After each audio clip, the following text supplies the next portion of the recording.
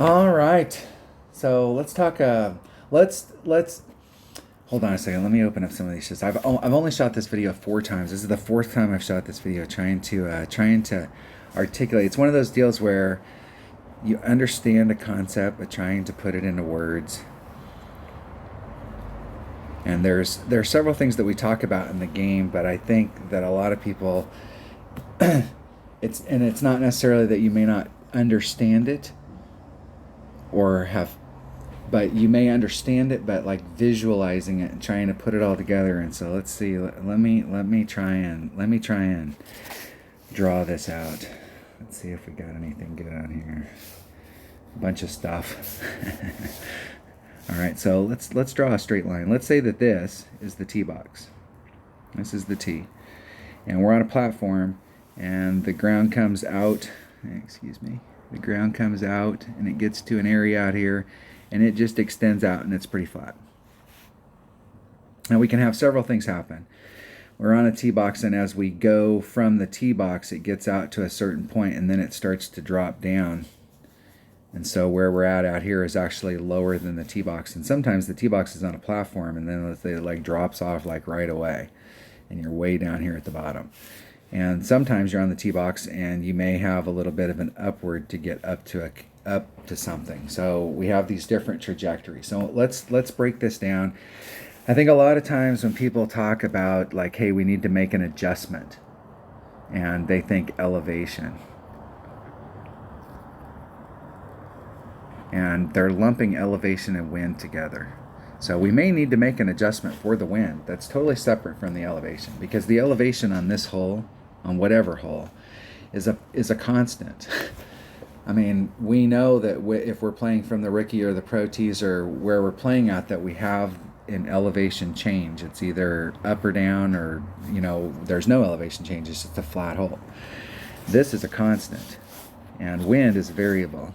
And I think a lot of times when we make adjustments, we think about making adjustments and we're lumping those two together.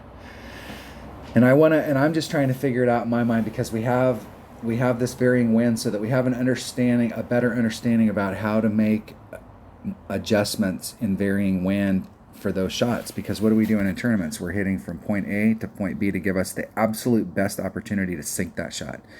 This first shot is nothing more than a delivery system. Yes, you want to get it in that spot, but if you're right there, it's okay. If you're right there, it's okay. You're just trying to get in the fairway into that range.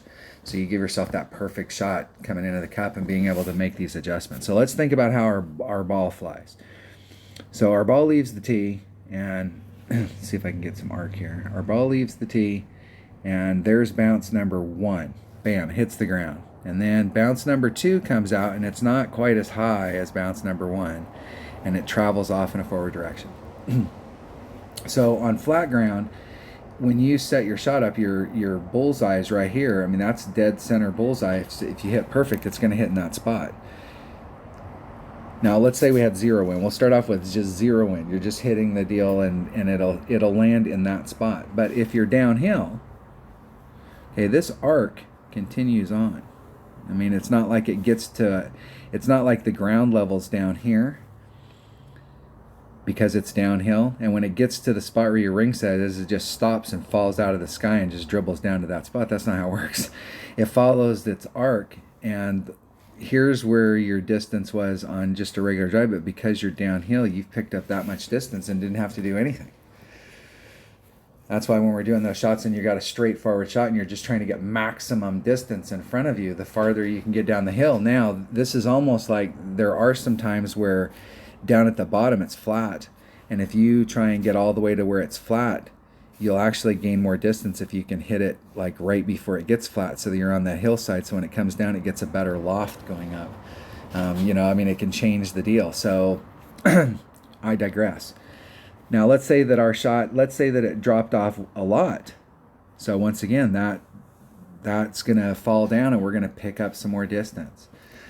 Okay? If it's uphill, I mean, look at where it crosses the tee right here. So if it's uphill, my ring set's saying that it's going to be right here. But where it actually hit the ground was right there, because it went uphill. So if I did a normal adjustment here, I'm going to end up being short of where I was actually intending to get. So if you're hitting uphill, you've got to change the adjustment that you do just because of the elevation. Regardless of wind, if we have zero wind, we have to make this adjustment. We have to encounter it. Now, I'm just thinking out loud here. I'm trying to walk through the process myself so that I can fully grasp the deal. If we have tailwind, and anybody that's played real golf knows that when you're playing real golf and you've got tailwind, it does give you as you're flying up here, it's helping give you more loft. And with that tailwind, it's just going to push you forward a little bit more. So even though we adjust out the wind, so if this was a 2-mile-an-hour wind and we had a 100% accurate club, we would pull back 2 rings to adjust for the wind. The fact that we have a tailwind, especially going downhill, is going to push that ball off so that the ball's flight's going to go like this, and it's going to stretch that ball flight out a little bit, and its first bounce is here. That means its second bounce, if it was downhill, would be here. So you're picking up distance all the way along. Not only are you picking up distance on the first bounce, but now you're picking up distance on the second bounce as well, trying to get that first bounce as long as you can possibly get it. That makes that second bounce as long as you can possibly get it. And so just understanding how the elevation is going to work in different winds. If you've got a headwind, headwind's going to kill that ball up here when it gets to this peak up here. It's really killing it. And every successive bounce, it's killing it. So it's really going to shorten your ball up when you're going against headwind.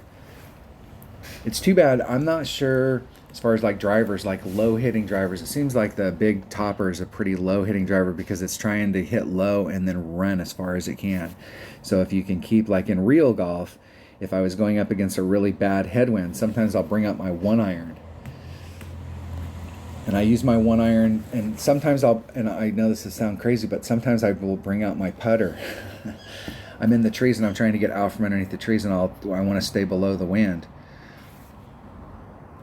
Does that make sense on how, everybody raise your hand if this makes sense on how the elevation works? This is why when they say, hey, we've got an elevation change here and we have to add on 10%. So if you wanted to really land in this spot, you had to set up one of those shots where you needed to really get to a certain area and you had to make really good adjustments. You're not just trying to go forward. Because it goes downhill, you'd want to adjust it out 10% so that your ball guy would show that you were here, so that you're landing in this zone right here. You're trying to get that distance, right? So I'm gonna work out. I'll probably have to shoot this video again because I want to go through. I'm trying to think about it out loud so that so when we're talking about this stuff, everybody has a pretty good understanding. There's probably a lot of you that are like, dude, duh. That's all right. But I'm sure that there's a lot of you that have heard of the elevation drop before and didn't really understand like how it works as far as this trajectory.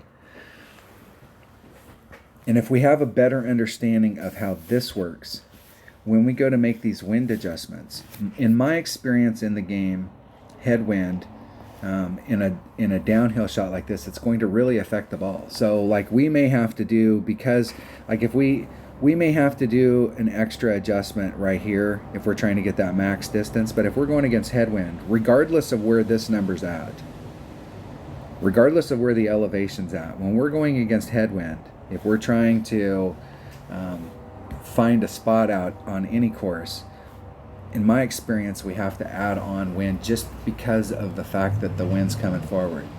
We have to add on 10%. I can think of a lot of holes where there's water, there's sand, there's a rough area, and then either the green or you can run forward. A lot of times the green's really close to that area. And when you're hitting in this area where you're hitting the ball very close to sand over water, and you've got them lined up like this, that if you're going against a headwind in a situation like this, I will typically, and one hole comes to mind, will typically do, if it's a straight on headwind, about a 40% wind adjustment. Whereas when I'm hitting my normal shot and I'm just going forward, if I have any kind of forward moving wind, I usually don't do any adjustment at all. Or maybe a 5%, just a little bit of an adjustment. But whenever I'm going against headwind, I will raise that up,